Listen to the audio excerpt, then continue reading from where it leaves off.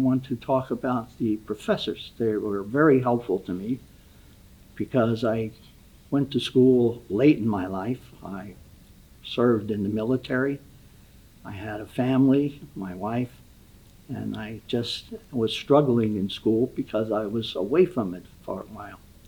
And the professors helped me. They helped me get the degree. I was promoted in my job at Lever Brothers, and to this day I'm thankful to what they have done for me, and I will totally be grateful all my life.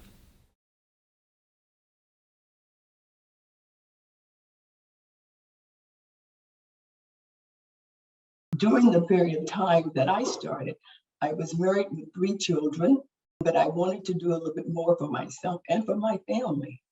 And so I wanted to go to college, but none of the universities in the area offered a 4-year college degree. So I was able to find Calumet College, was right in East Chicago. And at that time, Calumet College had, they had a lot of Black buildings, just all the little buildings that you would see in downtown East Chicago were the Calumet College buildings. And it was like a quaint little family. And so I enrolled there, and I enrolled part-time.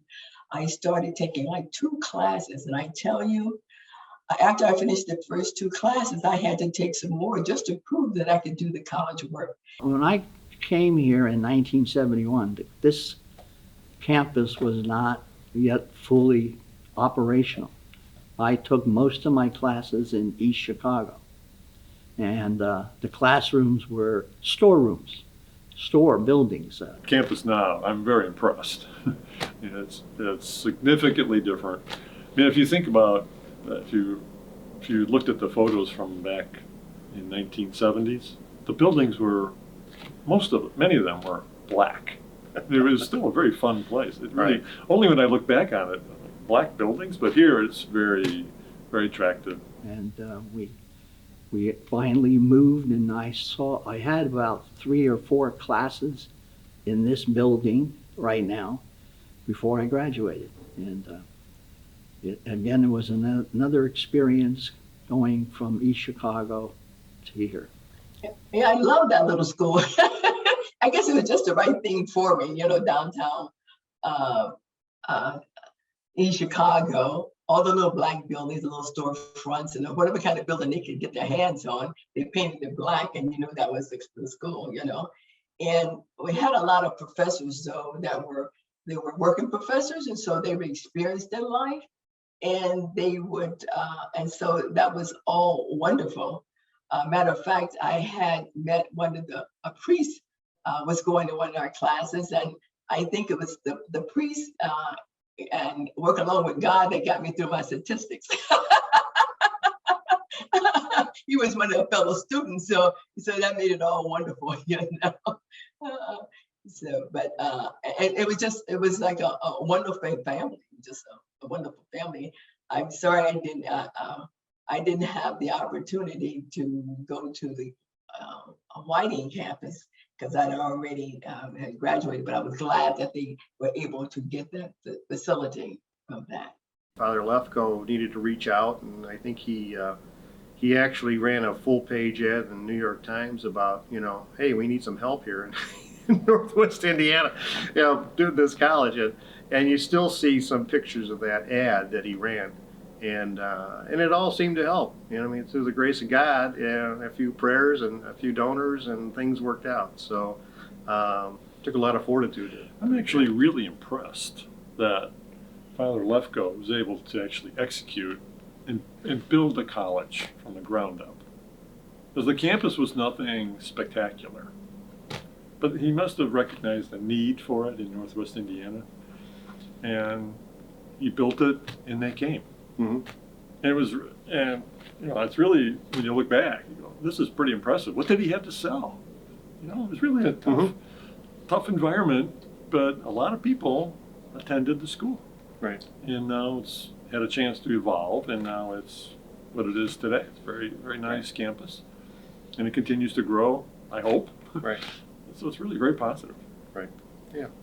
Well, of course, we've had a gymnasium built, and that was great because it gave us an opportunity to get more students who were interested in the sporting programs.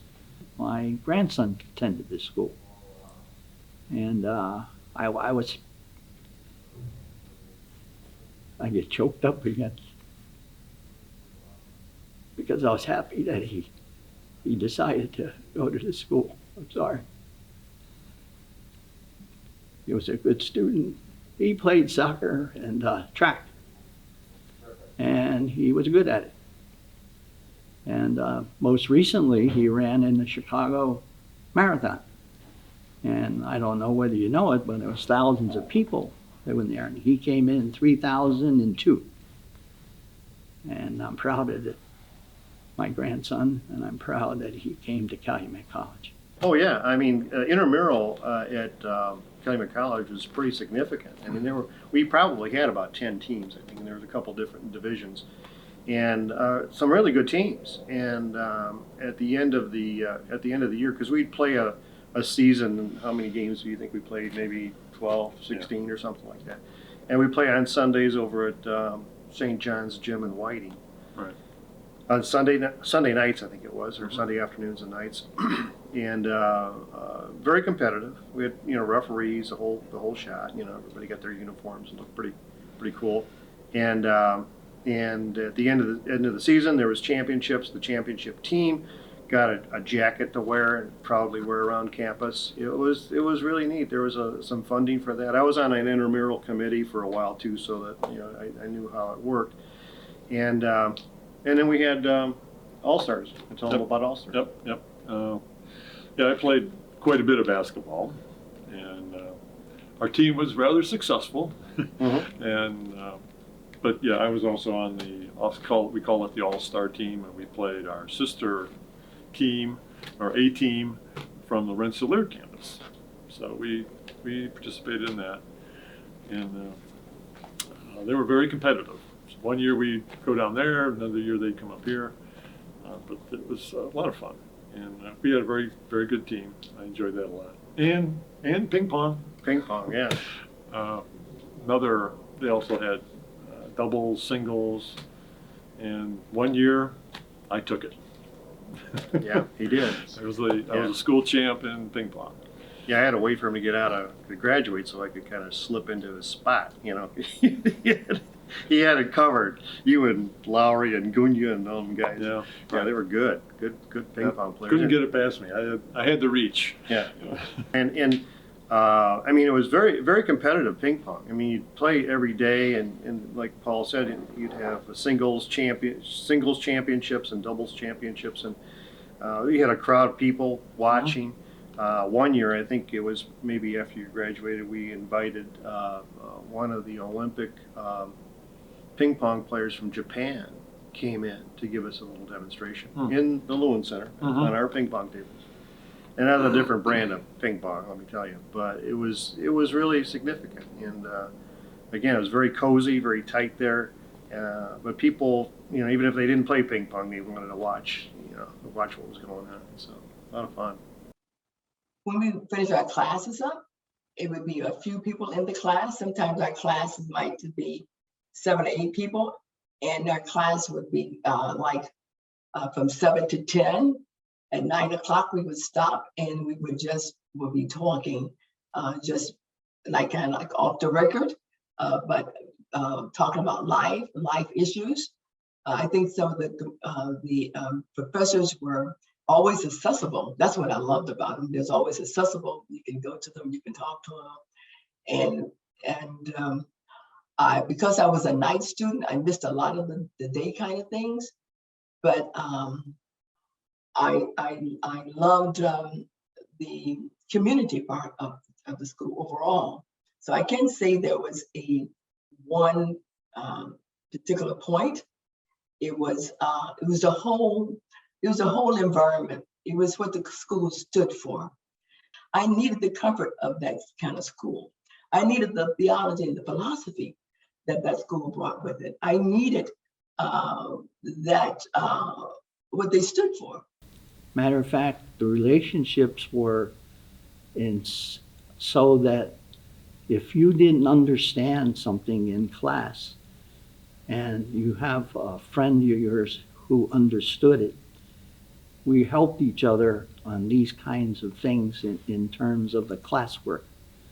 And that was very helpful. I know that I've helped some people who didn't understand things, and of course I'm talking about people who helped me.